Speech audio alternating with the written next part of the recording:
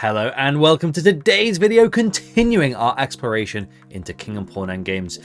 And if you haven't already, do check out my crash course in opposition. I'll post the videos at the end of this video. With that out of the way, let's focus on this position where with one pawn, a lot of care is needed. We need our king in front of said pawn. That is because unlike where there are two pawns or more, of course, for example, if white has a pawn here, it can always defend in front, or if the pawn is further afield, let's say as extreme as the h-file, then of course it deflects the blockading king.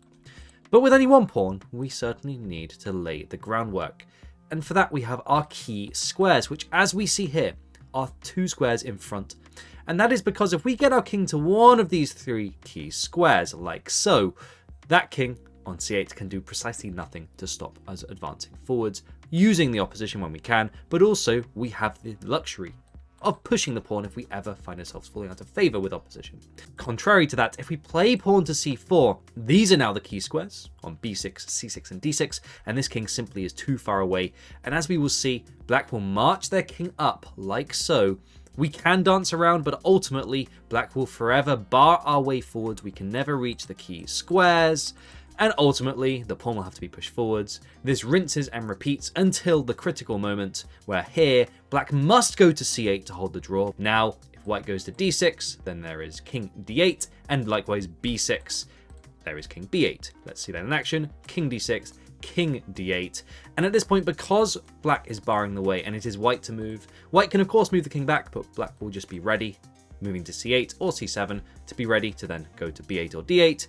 And, of course, the critical move, c7, and this is the point. If it's ever with check, it's gone bad for white, because after king c8, this king either moves away to somewhere away from the pawn and the pawn is lost, or king c6, and that is stalemate. Now, retreating to this starting position, and it's important to note, of course, with the aforementioned key squares, it's always two squares ahead. This only applies to these pawns on the green files, noticeably not the wing pawns, and that is because in the case of the wing pawns, H and A, for either color, the only key squares ever, whether the pawn is at the starting position or all the way up to becoming a queen, it is here, here, and here, and here, next to the queening square. And that is because, as we see here, well, in the case of white's king on b7 versus the king on d7, because it's on b7, the red carpet is laid out, and it is impossible for black to prevent the pawn from queening. And in the case on the other side of the board of black's king instead on the key square of g7 for this h2 pawn, white cannot make progress. The pawn will simply have to check, and black's king will hide around here and here, and we can never pull the king away from the corner. Back to the center, and of course the main difference is we can push because there are three files surrounding the pawn, and so we can approach from both directions is ultimately the point, whereas on the wing, being only two, we cannot get around to the other side of the black king, and so the defending black king can simply hide here and here if it were a wing pawn. Now, with that in mind, the key squares is a very useful method to achieve pushing that king out of the way without this pawn getting in the way. As we've seen, if we push the pawn, bad things happen. For that reason, the 6th rank is key to this, and this is where the key squares reaching one of these three ultimately wins. Because when we get to the 6th rank, as long as of course this black king doesn't trivially come round and win the pawn, which of course usually it won't, the pawn is only 2 steps away from being protected by the king. At this moment, well, white will always in most positions be able to play king to b7. Right now doesn't so much work because it's so far away from the pawn. Black can win the opposition, but nonetheless, having already reached here or further, now white can push the pawn, black can play king d8, and notice the key squares are here, so we're on the key squares. And when the pawn pushes to c5, it gains 3 more key squares and also keeps the previous 3. And that's because the closer, once the pawn gets to the 5th rank, it becomes the queening, the more key squares this king can reach and be automatically winning. Even here, where black plays king c8, winning the so-called opposition, well, it's too little too late.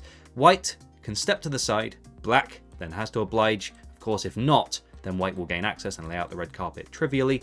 But here, because c7 doesn't happen immediately, which would be with the bad check, now c6 loses a move, forces, of course, king e8, the pawn queens automatically, with the king being unable to reach. And if king c8, the squeeze with c7, everywhere is covered. Black is the one in Zugzwang because it was not with check. And so black is forced to move, and we now break through to the queenie square regardless and lay the red carpet to allow a queen. To summarise all that we have just seen, let's look at this starting position one final time. Firstly, the key squares are a very useful method to ultimately reach the winning by force 6th rank, where if we reach here, we will queen the pawn. The key squares are always 2 squares ahead like this, either a knight's move or directly ahead of the pawn, until they reach the 5th rank, where of course at that point being closer to queening, it magnifies and you have even more in the form of 6 key squares. Now the key squares essentially tell us that if we reach there, we always have a reserve tempo to waste, and so even if we lose the opposition, we are winning. And for that reason, c4 is a critical mistake because the key squares are miles ahead, and this king, as we've seen, will reach c5. With all of that said, let's put that into action. Firstly, we need to reach one of these 3 key squares, so king d2 directly goes for it. King d8 is the best move for black, at least winning the long opposition. This translates to king c3, king c7, the medium opposition won by black. King c4, we've reached the key squares, and so king c6 does win the opposition, as we see here in green. White cannot progress, but because we're on the key square, it doesn't really matter. We can just simply lose a move.